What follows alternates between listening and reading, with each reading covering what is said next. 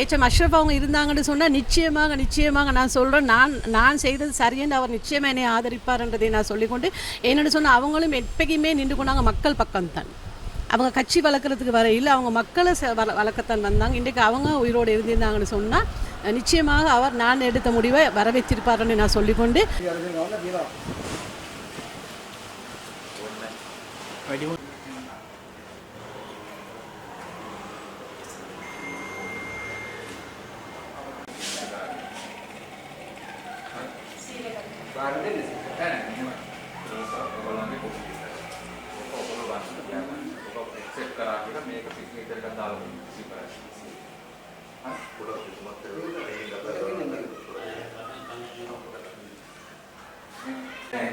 පාර්ලිමේන්තුවේ ඉන්නවා. එයා අරිල්ල අරගෙන රණි ඕගොල්ලෝ මේකෙන් කියලා යනවා.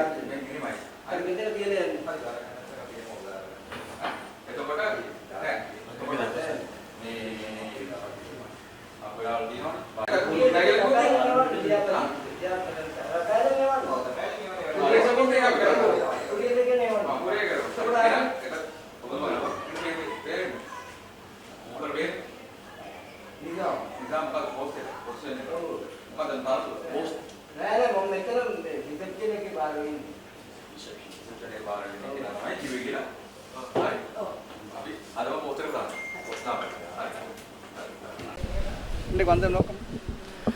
இன்றைக்கி நான் உங்களுக்கு எல்லாம் தெரியும், கடந்த மாநகர சபையில் வரவு செலவு திட்டத்துக்கு ஆதரவாக நான் வாக்களித்ததுனால எனக்கு என்னுடைய கட்சி ஸ்ரீலங்கா முஸ்லீம் காங்கிரஸினால் ஒழுக்காத்து நடவடிக்கை எடுத்திருப்பதாகவும் அதை 7 நாளைக்குள்ளே சமர்ப்பிக்குமாறும் என்கிட்ட வேண்டியிருந்தாங்க. அதுக்காமைய எங்களோட இன்றைய தினம் நான் அவர்கள் கேட்டதுக்காக வேண்டி நான் அதுக்கான பதிலையும் எடுத்துகிட்டு நான் இன்றைக்கு என்னுடைய முஸ்லீம் காங்கிரஸ் தலைமையகமான தாருசலாம் வாக்ஷால் ஸ்ட்ரீட்டில் இருக்கக்கூடிய தாருசலாம் தலையகத்துக்கு நான் வந்த நேரத்தில் அந்த பதில் அவங்க பாரம் எடுக்கிறதுக்கு தயார் இல்லைன்னு சொன்னாங்க.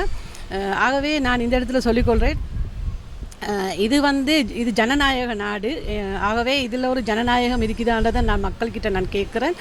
நான் உண்மையிலே இந்த வாக்கு கொடுத்தது ஒரு ஜனநாயக அடிப்படையில் தான். ஏன்னு சொன்னால் இது மக்களுக்கான ஒரு வரவு செலவு திட்டத்தை தான் இந்த கொழும்பு மாநகர சபைக்கு கொண்டு வந்தாங்க. அது கொண்டு வந்த நேரத்தில் கூட எங்களோட ஸ்ரீலங்கா முஸ்லீம் காங்கிரஸை சேர்ந்த 4 உறுப்பினர்கள் நாங்கள் கொழும்பு மாநகர சபையில் இருக்கிறோம். நாங்கள் 4 பேருமே அந்த இது வரவு செலவு திட்டத்தை கொண்டு வந்த நேரத்தில் எல்லாருமே அதுக்கு ஆதரவாகத்தான் எல்லா விடயங்களையும் செய்து முடித்தாங்க. அதுக்கு பின்னாடி ஏன் இதை எதிர்த்தாங்கன்னு சொல்கிறது எனக்கும் கேள்விக்குறியாக இருக்குது. இருந்தாலும் நான் அதுக்கு சார்பாக வாக்கு கொடுத்தது மக்களுக்காக வேண்டி. ஏன்னு சொன்னால் மக்களுக்காக வேண்டித்தான், கட்சியை தவிர கட்சிக்காக வேண்டி மக்கள் இல்லைன்றதை நான் இந்த இடத்துல ஆணித்தரமாக சொல்லிக்கொள்ள. என்ன சொன்னால் நாங்கள் இந்த இடத்துக்கு வர்றதே இந்த கொழும்பு மாநகர சபையாக இருக்கட்டும், பாராளுமன்றமாக இருக்கட்டும், மக்களுக்கு சேவை செய்யத்தான் வர்றோமே தவிர நாங்கள் கட்சிகளை பலப்படுத்துறதுக்கு நாங்கள் சேவைக்கு வர இல்லை. அதனால் கட்சிகள் மக்களை பலப்படுத்தினாங்கன்னு சொன்னால் அது தானாகவே கட்சி பலமாகும்ன்றதை நான் சொல்லிக்கொண்டு இந்த இடத்துல நான் சொல்லுவேன், நான் எந்த ஒரு யாருக்கும் ஒரு அடிப்படை இல்லாமல் நான் நேர்மையாக என் மனசாட்சிக்கு பொதுவாக மனசாட்சிக்கு விரோதம் இல்லாமல் நான் ஒரு பெண் என்ற முறையில் நான் இந்த வரவு செலவு திட்டத்தை ஆதரித்தது உண்மையிலேயே நான் இந்த கொழும்பு வாழ் மக்களுக்காக வேண்டி. உங்களுக்கு எல்லாருக்கும் தெரியும், இந்த கொழும்பு மாநகர சபை எல்லைக்குள்ளே வாழ்கிறது மிகவும் அதாவது வறுமை கோட்டை கீழே உள்ள மக்கள் தான் மிகவும் கஷ்டப்படுறாங்க இந்த இடங்களில். இன்றைக்கு ஒவ்வொரு நாள் நாங்கள் 40 வருடமாக இந்த நாட்டில் நடந்த அரசியல் ஒரு கட்சி மட்டுமே ஆண்ட ஒரு இடம் தான் கொழும்பு மாநகர சபை என்று சொல்கிறது. அதனால் இன்றைக்கி நாங்கள் பார்க்குறோம், நானும் இன்றைக்கி அதே இடத்துல தான் இன்னமும் இருக்கிறோம். இன்றைக்கு ஒரு வகையிலேயே நாங்கள் முன்னேறலைன்னு நான் இந்த இடத்துல சொல்லுவோம். முக்கியமாக கொழும்பு மாநகர சபையில் வாழ்கிற வறுமை கோட்டை கீழே உள்ள மக்கள் இருக்கிற இடங்களை பாருங்கள். குறிப்பாக இன்னமுமே சாக்கடையில் தான் நாங்கள் வாழ்ந்து கொண்டிருக்கோம். ஒரு 10 நிமிஷம் மழை பெஞ்சேன்னு எங்களோட ஊடெல்லாம் தாண்டிடும். அந்த மாதிரி ஒரு சாக்கடையில் வாழ்கிற எங்களை நாங்கள் இதுலேருந்து மீட் எடுக்கணும். முக்கியமாக இந்த சாக்கடை அரசியலுக்கு நான் ஒரு பதிலடி கொடுத்திருக்கிறேன். இனிமேலேயும் இந்த மாதிரி டீல்களுக்கு இடம் அளிக்காமல் மனசாட்சிக்கு இடம் அளிங்க என்று சொல்கிறத நான் ஒரு பெண்ணாக நான் அதை நிரூபிச்சிருக்கிறேன். இந்த கொழும்பு மாநகர சபைக்குள்ளே யாரை வேணும்னாலும் எதிர்க்கேலும் மனசாட்சி உள்ளவங்களுக்கும் நேர்மையானவங்களுக்கும் நான் இதை நிரூபித்து தான் இந்த வாக்கை கொடுத்திருக்கிறேன். மக்களுக்கு நான் விடுறேன். மக்கள் எனக்கு நீதியை பெற்றுத்தாங்க. இன்றைக்கு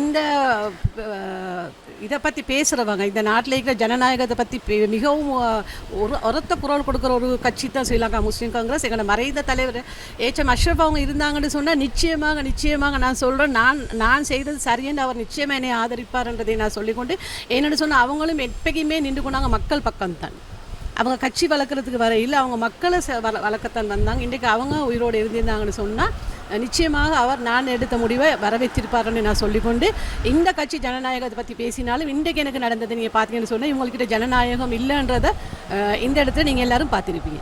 அதே போன்று கலத்துறை நகரசபை இதில் கூட சப்போர்ட் பண்ணாங்க. ஓ, இப்போ நீங்கள் பார்த்தீங்கன்னு சொன்னால் எங்களோட கட்சியில் உபத்தலைவர் ஹிஸ்புல்லா அவங்க பாருங்கள், இன்றைக்கி நீங்கள் சமூக வலைத்தளங்களை பார்த்துருப்பீங்க. அவங்க வந்து இந்த நாட்டில் ஜனாதிபதியாக இருக்கக்கூடிய அனுரகுமார் திசாநாயக்கோட ஆட்சியில் இருக்கக்கூடிய நல்ல விஷயங்கள் அவங்க மிகவும் ஆதரிக்கிறாங்க. அவங்களே சொல்கிறாங்க இந்த நாட்டில் அவங்க நல்லது செய்ய வரையிலையும் அவங்க ஆட்சியில் இருக்கும் வரையிலையும் நாங்கள் அவங்கள ஆதரிப்போம்னு அவங்க சொல்ல போகல. நிசார் காரியப்பர் அவங்க வந்து எதிரும் புதிருமாக பேசுகிறத பார்க்கும் பொழுது இதில் ஒரு பிரச்சனை இருக்குது. நீங்கள் உள்ளே பார்த்துக்கொள்ளுங்க, ஒரு கட்சியாக இருக்குது, ஆனால் ஒவ்வொருத்தரும் ஒவ்வொரு கோணத்தில் சிந்திக்கிறாங்க. ஆகவே நானும் சொல்லுவேன், இஸ்புல்லா சொல்கிற மாதிரி இந்த அரசாங்கம் நல்ல விடயங்களை கொண்டு வந்தால் நாங்களும் அதுக்கு ஆதரிப்போம்ன்றதை நான் இந்த இடத்துல சொல்லிக்கொள்வேன்.